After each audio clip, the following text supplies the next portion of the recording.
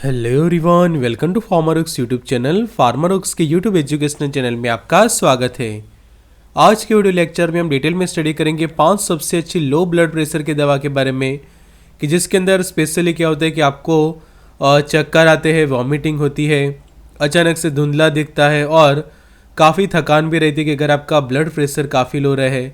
Blood pressure low होना मतलब कि मेडिकल टर्म्स में उसको हम हाइपोटेंशन कहते हैं, कि जिसके अंदर आपका ब्लड प्रेशर जो 90-60 जो मेज़रमेंट होता है उससे भी कम रहता है। कि मानो किसी पर्सन का ब्लड प्रेशर आप चेक करते हैं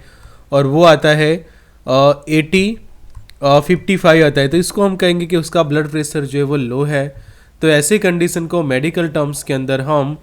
हाइपोटेंशन भी कहते हैं, कि जो बहुत सारे अलग अलग रीजंस के कारण हो सकता है। तो यहाँ पे आप चार्ट देखो तो पता चलेगा कि जो नॉर्मल ब्लड प्रेशर हमारा होता है 120-80 और लो बीपी की एक रेंज है 90-60, तो उससे भी कम समझो कि हो जाता है ब्लड प्रेशर, तो उसको हम कहते हैं हाइपोटेंशन। तो सीखते हैं डिटेल में आज के लेक्चर में 5 सबसे अच्छी हाइपोटेंशंस की दवा के बारे में। तो expert lecture by Amar sir, assistant professor and founder of Pharmrocks. Thank you for being Pharmrocks family. Updated रहिए फार्मर नॉलेज के साथ, सीखिए अलग अलग बीमारियों के बारे में, कि जैसे आज यहाँ पे हम हाइपोटेंशन के बारे में सीखेंगे, ऐसे ही अलग अलग बीमारियों के बारे में सीखे, उनके उपचार के बारे में सीखे कि उनमें कौन सी दवा यूज़ होती है, उनके डोज, साइड इफ़ेक्ट्स क्या हो सकती है, वार्निंग्स क्या रहेगी, और ये सब सीखे डिटेल में 1 साल तक अफोर्डेबल प्राइस में फार्मरॉक्स के ऊपर मेडिसिन कोर्स के अंदर। तो ये कोर्स अगर आपको एक्सेस करना है, ये कोर्स को ज्वाइन करना है, तो हमें व्हाट्सएप करें 9016312020 पे। लिंक आपको डिस्क्रिप्शन बॉक्स में मिल जाएगी।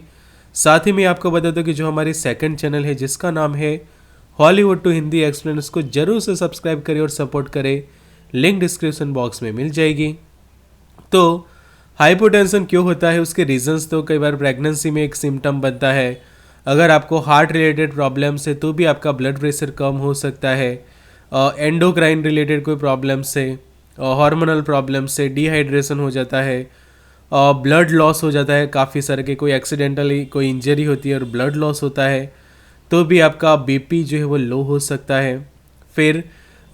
ऐसे कुछ इन्फेक्शंस होते हैं सीवियर, जिसको सेप्टिसेमिया हम कहते हैं, या फिर अचानक से कोई ऐसे एलर्जिक रिएक्शंस हुए हैं तो भी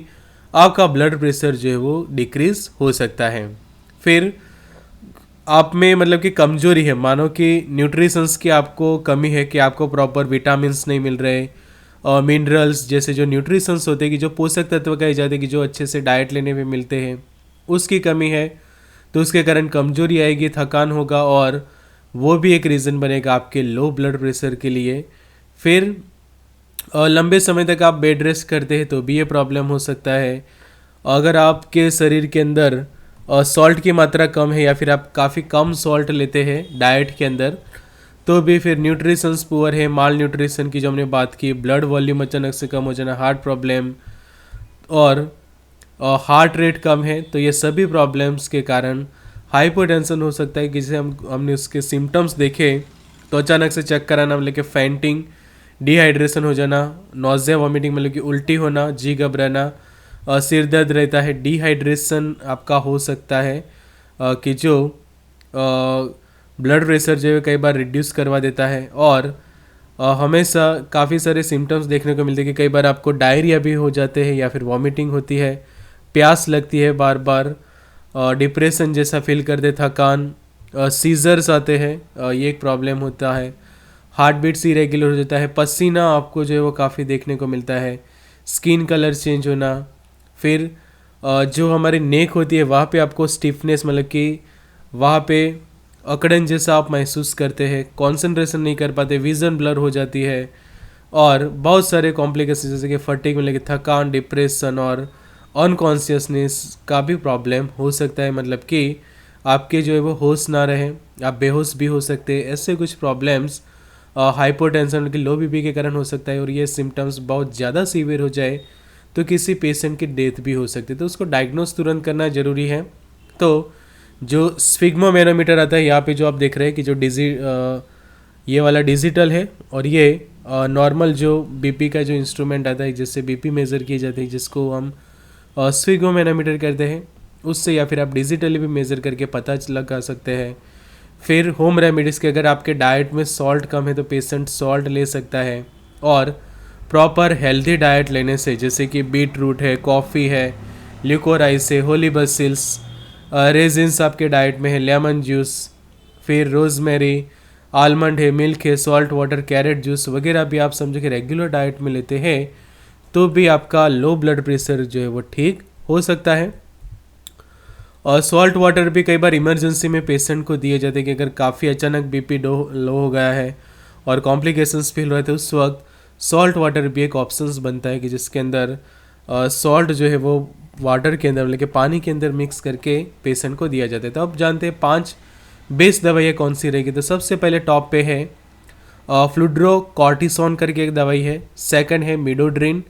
तीसरा पायरोडिस्टिगमिन, चौथा है कैफीन और पांचवा इरिथ्रोपोइटिन। तो ये 5 अलग अलग ऑप्शन है और ये बेस्ट मेडिकेशंस कही जाती है लो बीपी के लिए कि 5 बेस्ट ऑप्शन कौन से है,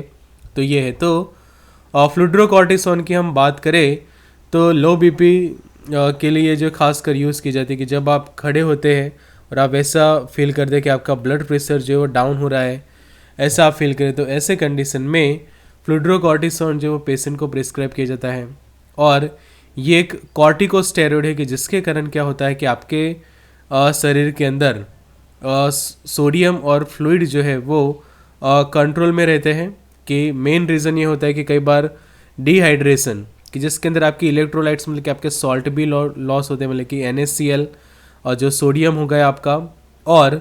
जो फ्लूइड होता है मतलब कि पानी का भाग होता है हमारे शरीर में वो भी लॉस होता है। तो ऐसे कंडीशन में कॉर्टिकोस्टेरॉइड ड्रग जो है फ्लूड्रोकॉर्टिसोन ये काफ़ी हेल्पफुल साबित होती है ये प्रॉब्लम को सॉल्व करने के लिए। और ये मेडिकेशन कब प्रिस्क्राइब की जाती है ये देखिए, क्योंकि जो हमने आगे देखे कि बहुत सारे रीज़न से लो बीपी होता है, तो ये मेडिकेशन बेस्ट कब साबित होगी कि जब डिहाइड्रेशन के कारण किसी का ब्लड प्रेशर लो हुआ है। तो ये आप खास ध्यान रखें कि इसमें भी एक काफ़ी यूज़फुल साबित होती है कि जब डिहाइड्रेशन के कारण लो बीपी हुआ तो उस वक्त फ्लूड्रोकॉर्टिसोन एक आपके लिए फर्स्ट चॉइस मेडिकेशन रहेंगी। और ये मेडिकेशन क्या करती है, जो ब्लड वॉल्यूम है उसको बूस्ट करती है कि जिससे फिर से आपका ब्लड प्रेशर जो है वो इंक्रीज़ होता है और फिर से वो नॉर्मल के रेंज में जो आ जाता है। अब ये मेडिकेशन की हम डोज की बात करें तो कितने डोज में ली जाती है, तो 100 से लेकर 200 माइक्रोग्राम पर डे। यहाँ पे आप देखो ये 100 माइक्रोग्राम की टैबलेट है, मतलब कि मिलीग्राम से भी जो कम डोज होता है ये वाला डोज है। तो 100 जो mcg मतलब कि माइक्रोग्राम जिसको हम कहते हैं, तो इसका डोज रहता है। अगर ये टैबलेट आप लेते तो दिन में 2 बार भी पेशेंट खा सकता है या फिर दिन में एक समय, कि अगर आपका बीपी बार बार लो होता है, डिहाइड्रेशन के कारण भी ऐसा हो रहा है, तो ये मेडिकेशन यूज़फुल साबित होती है। ये कुछ साइड इफ़ेक्ट्स करती है जैसे कि स्टमक अपसेट, पेट में अनकम्फर्टेबल जैसा आप फील कर सकते हैं जिसके कारण स्टमक में इरीटेशन आपको हो सकती है, नोज़िया वॉमिटिंग भी पेशेंट्स को हो जाते हैं, सिर दर्द रहता है, डिजीनेस जैसा फील करते हैं, इनसोम्निया मतलब कि नींद नहीं आती, और रेस्टलेसनेस जैसा फील करते हैं, और डिप्रेशन जैसा कई बार पेशेंट फील करते हैं कि अगर उसको काफ़ी लंबे समय तक और काफ़ी हाई डोज में अगर कोई यूज़ करता है। वीडियो के बीच में मैं आपको बता दूं कि जो हमने एक सेकंड चैनल स्टार्ट की है हॉलीवुड टू हिंदी एक्सप्लेन, उसको ज़रूर से सब्सक्राइब करें और हमें सपोर्ट करें। लिंक आपको डिस्क्रिप्शन बॉक्स में मिल जाएगी। सेकंड जो है वो है मिडोड्रिन है कि जो लो बीपी की एक दूसरी एक बेस्ट मेडिकेशन है कि स्पेशली जो ऑर्थोस्टेटिक हाइपोटेंशन की जो हम कंडीशन कहते हैं और जो क्रोनिक है कि बार बार आपका बीपी जो है वो लो हो रहा है, ऑर्थोस्टेटिक हाइपोटेंशन की जो कंडीशन कही जाती है, तो उसमें ये मेडिकेशन फर्स्ट चॉइस बनती है आपके लिए। और स्पेशली क्या करती है, जो ब्लड वेसल्स की जो एबिलिटी होती है कंस्ट्रिक्शन होना, उसको एक्सपांड करती है, मतलब कि जो ब्लड वेसल्स का कॉन्ट्रैक्शन करा के नॉर्मली क्या होता है कि जब ब्लड वेसल ऐसी वाइड हो जाती है तो ब्लड प्रेशर जो है वो आपका रिड्यूस हो जाता है। बट जब उनका डायमीटर या फिर उनको इस तरह से उनका डायमीटर को कॉन्ट्रैक्शंस किया जाता है, मतलब कि वहाँ पे वासो जो कंस्ट्रिक्शंस जो हम कहते हैं कॉन्ट्रैक्शन करते हैं वो करने से क्या होता है कि ये डायमीटर जो है वो छोटा होता है, और उसके कारण जो फिजिक्स के कॉन्सेप्ट होते हैं उसके अकॉर्डिंगली जब डायमीटर कम हो जाता है तो ऑटोमेटिकली फ्लो बढ़ जाता है, मतलब कि प्रेशर बढ़ता है, और उसी तरह से ये मेडिकेशन ब्लड प्रेशर इंक्रीज करवाती है कि जिसका डोज रहता है 2.5 से लेकर 10 mg ओरली हर 8 घंटे पे। कि अगर समझो कि आप ये 2.5 mg के टैबलेट ले रहे हैं तो इसको हर 8 घंटे पे, मतलब कि एक इस तरह से कि हर 8 घंटे पे 24 आवर्स में आप 3 टैबलेट, मतलब कि मैक्सिमम 3 टैबलेट्स पेशेंट खा सकता है, और डोज रहेगा 2.5 से लेकर 10 mg हर 8 घंटे पे। तो ये खास ध्यान रखें। इसके कुछ साइड इफ़ेक्ट्स आप देखो तो और नंबनेस या फिर टिंगलिंग जैसा करवा सकता है कि सेंसेशन थोड़े कम हो, ऐसा आप फील करो। आपके स्काल्प के अंदर आपको इचिंग यानी कि खुजली हो सकती है, गोज बम जैसा आप फील कर सकते हैं। फिर चिल्स मतलब कि आपको ठंड लगना, बार बार यूरिनेशन मतलब कि फ्रीक्वेंट यूरिनेशन आना, या फिर यूरिनरी अर्जेंसी, या फिर कुछ लोगों को यूरिनेशन में भी डिफ़िकल्टी होती है। तो कुछ ऐसे साइड इफ़ेक्ट होते हैं कि यूरिन में कुछ लोगों को बार बार जाना पड़ता है, या फिर यूरिनेशन कम हो जाए, ऐसे कुछ साइड इफ़ेक्ट्स करती है मिडोड्रिन। तीसरा ऑप्शन है पायरिडोस्टिग्मिन की, जो एक एंटीकोलिनेस्टरेज ड्रग है, और ये इफ़ेक्टिव है कि जब आपको न्यूरोजेनिक ऑर्थोस्टेटिक हाइपोटेंशन है तो उसमें ये मेडिकेशन बेस्ट रहता है, जिसका डोज लेता है 60 से लेकर 180 mg ओरली पर डे। मतलब कि ये 60 mg है, तो जब भी लो बीपी होता है तो पहले ये पेशेंट तुरंत जो है वो इमरजेंसी में खा लेता है कि जिससे उसका ब्लड प्रेशर जो है वो नॉर्मल हो, और ज़रूरत पड़ने पर दिन में 2 टैबलेट या फिर 3 टैबलेट भी पेशेंट ले सकते हैं। मैक्सिमम डोज रहता है उसका 180 mg पर डे, और ख़ासकर मिनिमम डोज से शुरू की जाती है 60 mg पर डे के हिसाब से पेशेंट उसको लेते हैं। फिर जो मायस्थेनिया ग्रेविस के जो पेशेंट होते हैं उनमें मसल्स की स्ट्रेंथ को इम्प्रूव करने के लिए भी पायरिडोस्टिग्मिन जो है वो प्रिस्क्राइब की जाती है। ये कुछ साइड इफ़ेक्ट्स करती है, मतलब कि आपके पेट में अपसेट जैसा आप फील करो, अनकम्फर्टेबल जैसे नोजिया वॉमिटिंग हो जाए, कुछ लोगों को डायरिया हो जाए, वॉमिटिंग हो सकना,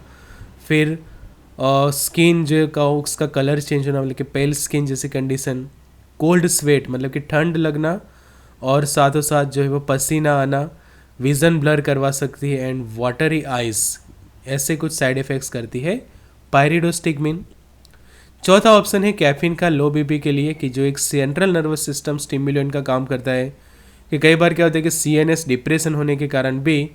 आपका ब्लड प्रेशर जो लो हो सकता है, तो उस वक्त आपके सेंट्रल नर्वस सिस्टम को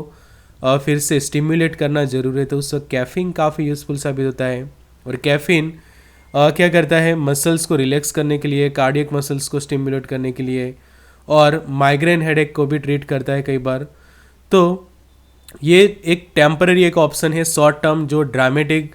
राइज जो कराना है कि अचानक से ब्लड प्रेशर डाउन है और उस वक्त कोई और ऑप्शन आपके पास नहीं है, तो उस वक्त कैफीन से भी ब्लड प्रेशर इंक्रीज करवाया जा सकता है, कि जिसका डोज रहता है 20 से लेकर 100 mg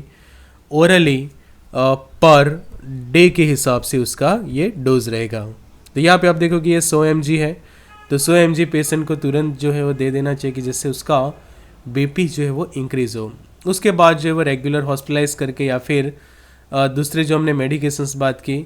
उसके हिसाब से डायग्नोसिस करके ट्रीटमेंट आगे शुरू की जा सकती है। कैफीन कुछ साइड इफ़ेक्ट्स करवा सकती है, जैसे कि आपकी हार्ट रेट इंक्रीज करवा सकता है, तो जो हार्ट के पेशेंट होते हैं उनको कैफीन जो है वो नहीं दी जाती। इंसोम्निया मतलब कि यहाँ पे आप देखो घड़ी में रात के 2-3 बजे है फिर भी पेशेंट को जो वो नींद नहीं आ रही, तो क्या है कि आपका ब्लड प्रेशर तो चलो कंट्रोल आ जाता है, बट ये मेडिकेशन क्या करती है कि आपको रात को लेट तक जो है जगाने का काम करेगी, और नर्वसनेस जैसा आप फील कर सकते हैं, रेस्टलेसनेस, नोजिया, वॉमिटिंग, सिर दर्द, एंजाइटी मतलब कि चिंता जैसा, या फिर हाई डोज में कोई ले लेता है तो उसको चेस्ट पेन जैसे साइड इफ़ेक्ट भी कैफीन करवा सकता है। इरिथ्रोपोइटिन एक ऑप्शन है पांचवा, कि अगर लो बीपी का रीज़न एनीमिया, कि कई बार कोई लोगों को क्या होता है कि शरीर के अंदर खून की कमी होती है, कमजोरी होती है, उनका HB भी जो है वो काफ़ी कम होता है, उसके कारण भी उनको चक्कर आते हैं और उनका ब्लड प्रेशर कम हो जाता है, साथों साथ उनके शरीर के अंदर रेड ब्लड सेल की मात्रा भी काफ़ी कम होती है। तो ऐसे कंडीशन में और रीज़न समझो कि बीपी लो होने का एनीमिया है, तो ही ये इरिथ्रोपोइटिन के जो इंजेक्शन से उसका ऑप्शन रहता है, कि जो क्या करते हैं कि आपके शरीर के अंदर रेड ब्लड सेल की मात्रा बढ़ाते हैं, RBC बढ़ेंगे तो HB बढ़ेगा, और एनीमिया ठीक हो जाएगा तो ऑटोमेटिकली आपका लो बीपी की कम हो जाएगा। मतलब कि स्पेशली लो बीपी के इलाज में एक रीज़न भी ढूंढना जरूर कि किस रीज़न से आपको ब्लड प्रेशर कम हो रहा है। तो अगर वो आप रीज़न फाइंड आउट कर लोगे तो आपका प्रॉब्लम हमेशा के लिए जो है वो सॉल्व हो जाता है। तो ये मेडिकेशन का जो डोज किस तरह से बनता है, तो 25 से लेकर 100 जो IU कहे जाते हैं, इंटरनेशनल जो यूनिट्स होते हैं, वो पर केजी के हिसाब से पेशेंट को दिए जाते हैं 3 टाइम्स वीक, और मैक्सिमम 600 इंटरनेशनल यूनिट पर केजी पर वीक के हिसाब से दिए जाते हैं। कि मान लो कि किसी पेशेंट का जो वज़न है वो है 50 केजी वज़न है उसका, और आपने फिक्स किया है उसको 50 IU जो है वो इतना देना, तो उसके लिए डोज बन जाएगा 2500 IU into 3 times in a week. मतलब कि वीक में 3 बार, कि समझे कि आप मंडे को देते हैं, फिर ट्यूसडे नहीं, और वेडनेसडे को आप फिक्स करते हैं, फिर थर्सडे नहीं और फ्राइडे। तो इस तरह से वीक में 3 बार कि एक दिन की गैप से भी पेशेंट ये इंजेक्शन ले सकता है। तो प्रॉपर ज़रूरी है कि उसका वजन के हिसाब से ही कैलकुलेशन करना, और उसके अकॉर्डिंग टू पहले ही हाई डोज नहीं देते, मीडियम या फिर लो डोज से ट्रीटमेंट स्टार्ट करते हैं। अब ये मेडिकेशन भी कुछ साइड इफ़ेक्ट्स करेगी, जैसे कि कुछ लोगों के अंदर ये एलर्जिक रिएक्शंस करवाती है कि अचानक से आपको एलर्जी हो जाती है, आप बीमार हो रहे हैं या फिर आप बीमार है ऐसा आप फील करते हैं ये इंजेक्शंस लेने के बाद। कुछ लोगों को डायरिया हो जाते हैं, ब्लड क्लॉटिंग का रिस्क होता है कुछ लोगों के अंदर, सिर दर्द होना, ब्लड प्रेशर हाई करवाना, और मसल्स जॉइंट या फिर बॉन में पेन करवा सकती है, और फ्लू लाइक सिम्टम। तो यहाँ पे आप देखो जो उसके एक साइड इफ़ेक्ट है वो भी कई बार हेल्प करते हैं कि अगर बीपी काफ़ी लो हो गया है पेशेंट का और उस वक्त ये इरिथ्रोपोएटिन दी जाती है तो ब्लड प्रेशर इंक्रीज करता है। बट जो ये मेडिकेशन के अगर उसका मेन रीज़न ख़त्म करेगी कि अगर लो बीपी का रीज़न जो है वो RBC कम है पेशेंट के, या फिर उसके अंदर HB कम है, तो ये दोनों को ट्रीट करेगा और इलाज करेगा आपकी लो बीपी का। मेडिसिन कोर्स में ऐसे ही डिटेल में सीखे अलग अलग दवाइयों के बारे में, उनके use, dose, side effect, warning, contraindication, 1 साल तक अफोर्डेबल प्राइस में। तो ये कोर्स ज्वाइन करने के लिए हमें व्हाट्सएप करें 9016312020 पे। हमारे सेकंड चैनल जो है वो उसको भी सब्सक्राइब करें और सपोर्ट करें। लिंक मैंने आपको description box as well as comment box के अंदर दे दी है। Good luck and all the best.